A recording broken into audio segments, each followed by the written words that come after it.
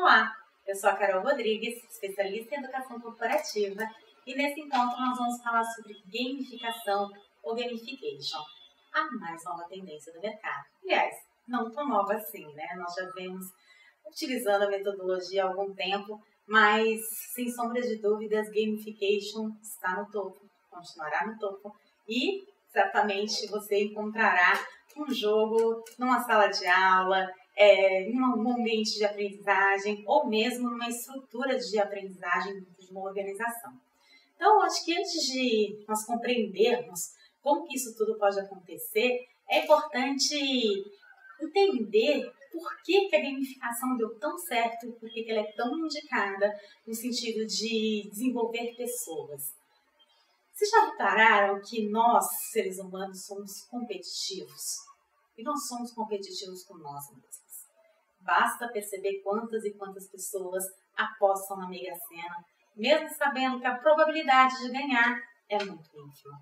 Mas ela vai lá, ela faz sempre aquela fezinha, porque ela acredita que ela vai ser o contemplado, e se daquela vez não for a vez dela, ela tenta novamente. Ou talvez aqueles jogos de caça-níquel, onde já ficou comprovado que a pessoa sempre perde, ou que a banca sempre ganha, mas as pessoas insistem em ganhar. Ou talvez ainda numa discussão de futebol, quem nunca ouviu aquela história? Ah, quem se lembra do vice? Vice não ganha nada, mas numa disputa em terceiro e segundo lugar, você está torcendo pelo seu time. Porque nós queremos sempre ganhar. O ser humano é ávido por ganhar. Nós somos competitivos na nossa essência. E fazer com que esse engajamento, com que esse envolvimento, com que essa sede de ganhar se leve para a sala de aula e se transforme em desenvolvimento de competências é a essência da gamificação, ou mesmo da ludificação ou gamification. Então, quando nós produzimos ou propormos a gamificação de algum tipo de objeto educacional ou de uma solução educacional, nada mais é do que trazer os mesmos elementos que estão presentes dentro de um game, ou seja, o sistema de recompensas, a questão lógica, a questão lúdica, talvez uma metáfora, ou mesmo tudo que há de lúdico, na verdade, não necessariamente precisa ser uma metáfora. Às vezes você está trabalhando com uma série de personagens ou com uma série de elementos que não são tangíveis, mas que a pessoa consegue fazer uma associação e se ver dentro daquele cenário. Você traz também o sistema de ranqueamento. Como eu disse, nós podemos não nos lembrar de quem são os vices, mas ninguém quer ficar em terceiro. E se ninguém quer ficar em terceiro, em quarto também não, mas melhor ficar em terceiro do que em quarto. Melhor ainda ganhar e ficar em primeiro. Por isso a importância do ranking. Então, quando nós trazemos esses elementos para dentro da sala de aula e produzimos um jogo, nós simplesmente envolvemos as pessoas e conseguimos pegar aquilo que já faz parte da essência delas, para que todo esse engajamento seja colocado no sentido de que sejam desenvolvidas competências e o melhor, de maneira muito divertida. E isso faz com que o nosso processo de ensino-aprendizagem se torne muito mais gostoso, muito mais fácil e natural. Então, quando falamos em gamificação, ela é uma tendência não só por ser algo diferenciado, não só porque nós falamos dos jovens, da geração play, dessa geração que já nasceu dentro da internet ou com um joystick na mão, mas pura e simplesmente porque nós estamos falando da linguagem humana. Ou eu perco ou eu ganho. O empate, ok, às vezes até é favorável para alguns momentos, mas ganhar ou perder faz parte da vida. Quando nós trazemos para o ambiente corporativo, nós percebemos que jogar também faz parte do nosso cotidiano. Afinal, quem nunca percebeu que no ambiente corporativo é como viver numa selva? Nós temos que nos comunicar para poder ganhar tempo. Nós temos que investir melhor para perder menos recursos. Nós temos que colocar a melhor estratégia para conseguir maximizar tudo aquilo que nós temos enquanto pessoas e objetos que estão à nossa disposição. Então, tudo é um jogo, ou como cantaria Elis Regina, vivendo e aprendendo a jogar. Como que eu produzo, então, uma estratégia de gamificação? Antes de pensar no game propriamente dito, afinal, quando a gente propõe um gamification, uma gamificação, logo vem, vamos produzir um jogo de tabuleiro. Ou não, vamos pensar em exclusões, vamos pensar em algo totalmente lúdico, totalmente diferente. Não, vamos a 25 de março e vamos comprar um dado. O dado é essencial? Não necessariamente. O que realmente é essencial é compreender quais são as competências que são necessárias no desenvolvimento desse colaborador.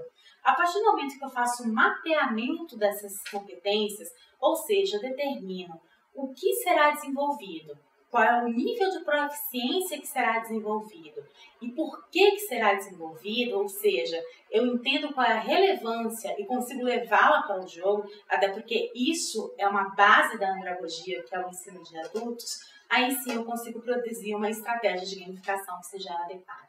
A partir do momento que eu mapeei essas competências, isso pode ser feito desde um levantamento de necessidades simples, uma entrevista, um método, por exemplo, de brainstorming, um método de análise de personas, um método de observação, um método de análise de KPIs, um método de entrevista coletiva através de instrumentos que são disponíveis na internet gratuitamente, como o SurveyMonkey, por exemplo.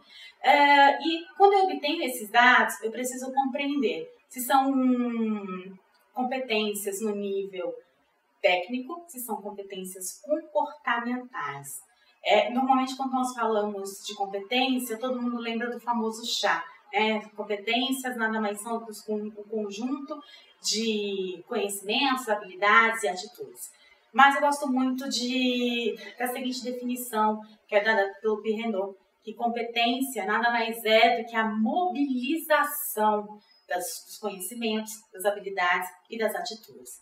Ou seja, nada teórico, é o engajamento, e nesse sentido a gamificação nos ajuda bastante. Então, a partir do momento que eu tenho determinado esse bloco de competências, eu vou então desenhar qual é a melhor estratégia. E desenhando qual é a estratégia, eu preciso determinar quais são os meus indicadores de performance ou meus indicadores de satisfação. Como que eu dou feedback para esse colaborador de modo que ele compreenda que ele alcançou, que ele foi desenvolvido, ou mesmo, de uma maneira muito lúdica, o que ele ganhou, seja no formato de pontos, de moedas, de milhas de viagem, no cartão fidelidade, se ele acumulou selo, se ele acumulou vale, se ele acumulou bichinhos, enfim, a estratégia fica por conta de quem vai desenhá-lo, mas ele precisa realmente ter essa sensação de acúmulo, de ganho. E a estratégia, ela tanto pode ser no sentido de ele partir do zero e ir ganhando, como ele pode ser também de já ter um bloco e ir perdendo. Essa definição, enquanto estrategista, é muito importante, porque depende muito da realidade. Se nós percebermos, por exemplo, que for uma relação com o cliente nós sempre partimos do 100%, nós temos 100% da confiança do cliente, e a partir do momento das atitudes que nós temos, nós vamos perdendo a nossa confiança com o cliente, a credibilidade e assim sucessivamente. Então é importante, por exemplo, utilizar uma estratégia onde ele já tem um bloco de pontuação e, dependendo da tomada de decisão, ele possa perder. Quando nós falamos do trabalho ou de um relacionamento, é necessário que ele construa. E aí é importante que ele saia do zero e ganhe a cada tomada de decisão. E aí vocês perceberam que eu repeti várias vezes a questão da tomada de decisão. Um jogo necessariamente tem que ter tomada de decisão. Ele não pode ser linear. Quando nós falamos um jogo linear, ele não representa a realidade da rotina de trabalho, ou mesmo da vida. Nós necessariamente temos que tomar decisão. E a decisão, ela tanto pode ser uma decisão correta, uma decisão incorreta, ou uma decisão mais ou menos correta. Quando eu coloco correta, mais ou menos correta, isso está vinculado não ao que a empresa espera, mas ao tipo de consequência que essa decisão traz para a vida desse colaborador e para a empresa consequentemente. Então, por exemplo, Quando nós estamos desenvolvendo estratégias de planejamento, nós estamos desenvolvendo competências de planejamento estratégico, esse colaborador, ele tem evidentemente uma série de possibilidades. E cada possibilidade pode dar um ganho maior ou menor, ou uma perda menor ou maior para essa organização. O fato dele tomar entre 5 decisões, uma não quer dizer que aquela decisão foi errada, mas talvez não foi a melhor decisão dentro daquele pool de decisões que ele tinha diante dele. E isso é importante que ele tenha feedback contextualizado à realidade dele.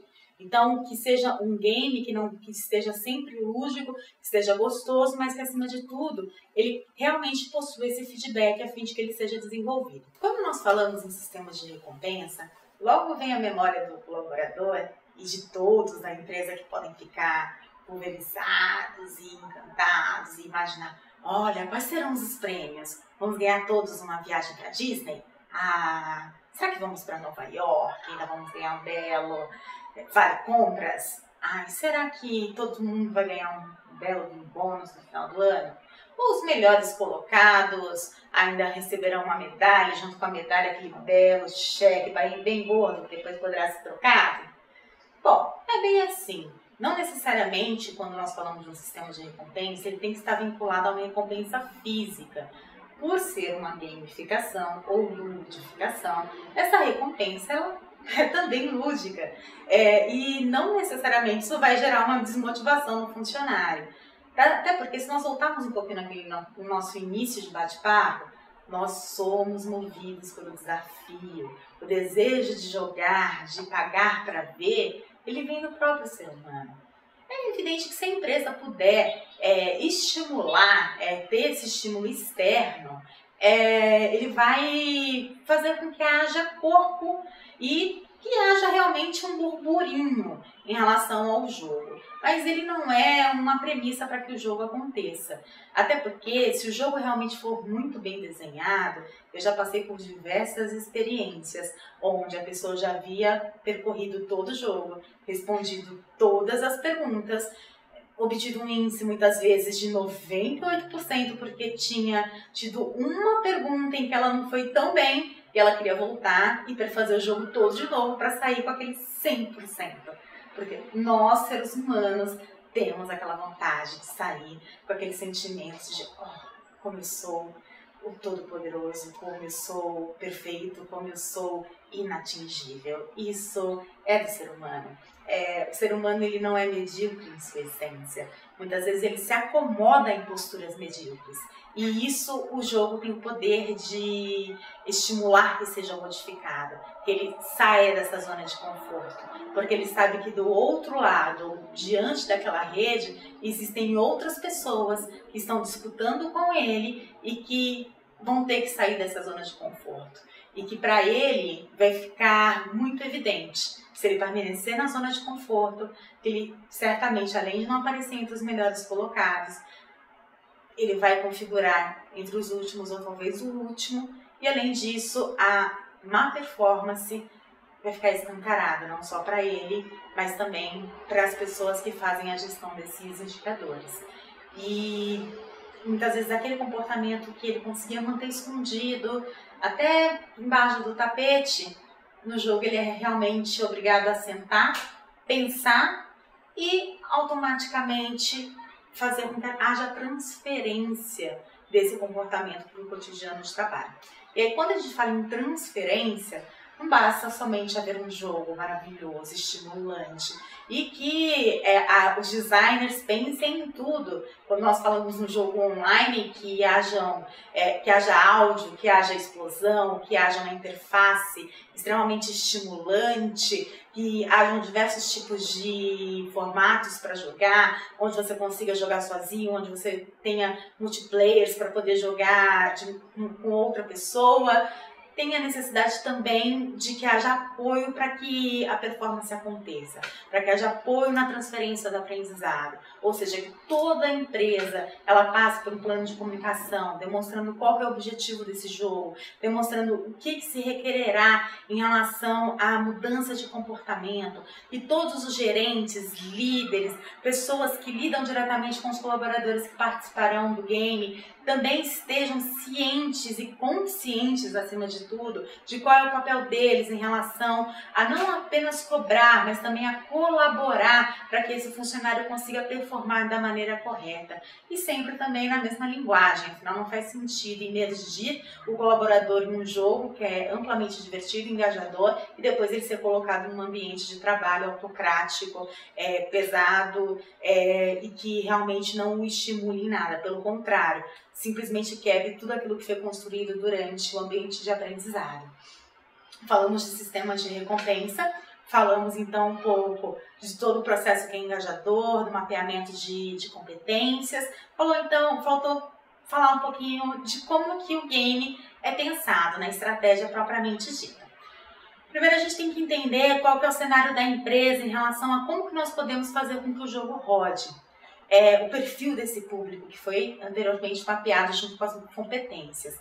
Então, se eu estou falando de um público que é mais sênior, um público mais com uma idade um pouco mais avançada, é importante eu tomar cuidado até onde eu vou com o lúdico. É importante que o lúdico tenha um sentido muito rápido na hora na hora da associação.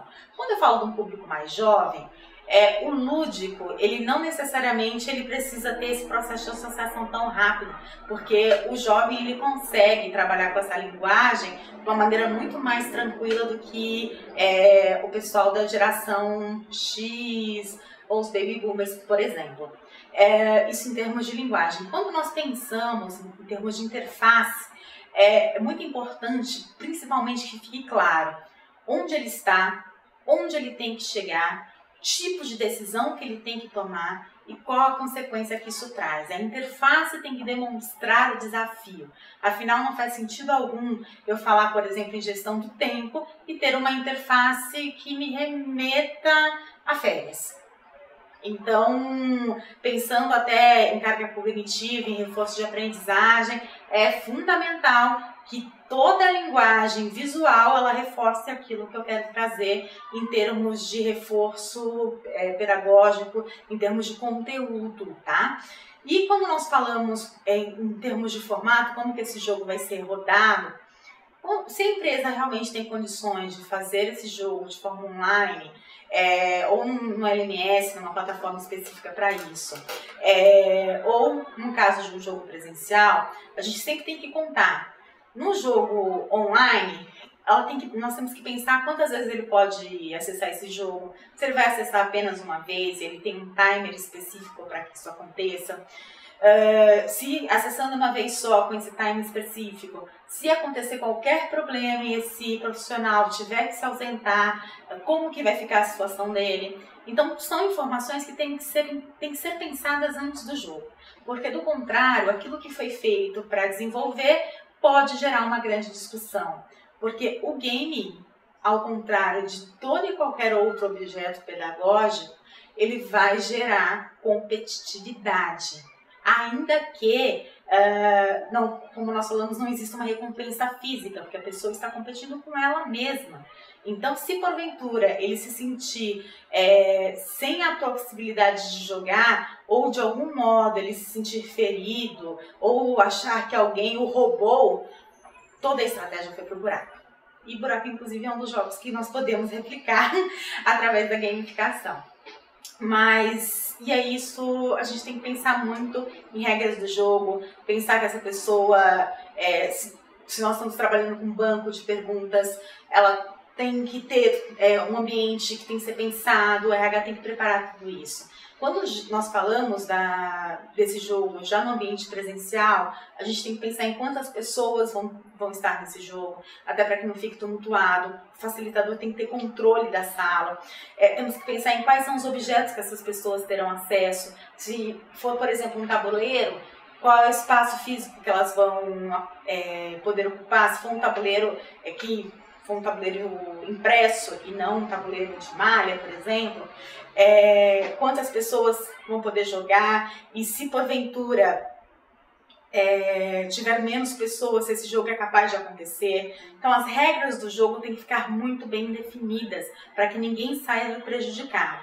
E também voltando para a comunicação, se tivermos as mesmas perguntas, a gente tem que tomar cuidado também para que não exista alguém distribuindo gabaritos estilo prova do Enem e aí todo mundo saia na vantagem.